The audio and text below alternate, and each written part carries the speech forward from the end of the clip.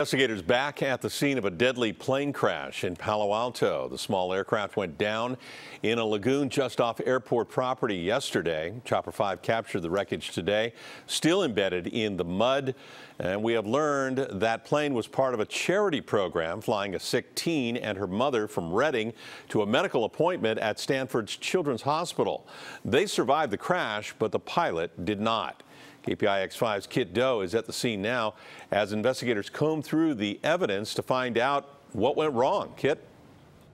Crews waited until low tide today to use a big crane to hoist that plane out of the mud. It's now on a flatbed trailer, and they'll be moving it out of here any minute now.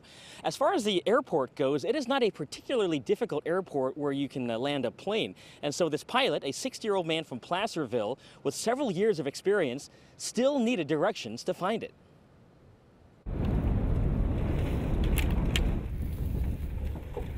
The NTSB granted media crews rare, up-close access to the wreckage, and from our vantage point just feet away, you can see how the force of the impact ejected the engine and the instrument panel, crumpled the nose, the left wing, and the body.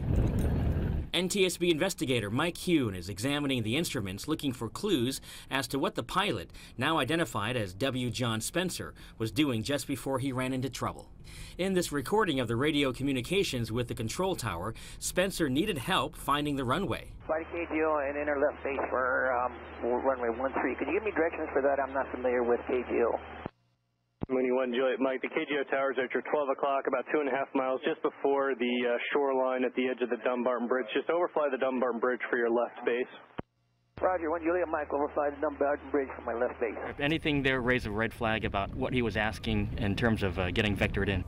I don't know if he's been into this airport before, but it was apparent from what I read, and again, it's an unofficial transcript, from what I read that he was a bit unfamiliar with the airport, but that's not that unusual. Spencer apparently performed a go-around where the plane attempts a landing, touches the ground, and then climbs back out for another attempt, and that's when he crashed. I'm a pilot myself, and it's, believe it or not, hard to find the airport sometimes. The airport itself, it's a 2,400-foot runway. It's a little bit on the short side, but not particularly difficult. And the charity the pilot was flying for released this statement saying, John began volunteering as a pilot for Angel Flight West in 2014 and has served more than 75 families with 125 flights to help them receive the care they needed. He will be greatly missed by the staff at Angel Flight West and his fellow volunteers. And we're live in Palo Alto. Kiet Do, KPIX 5.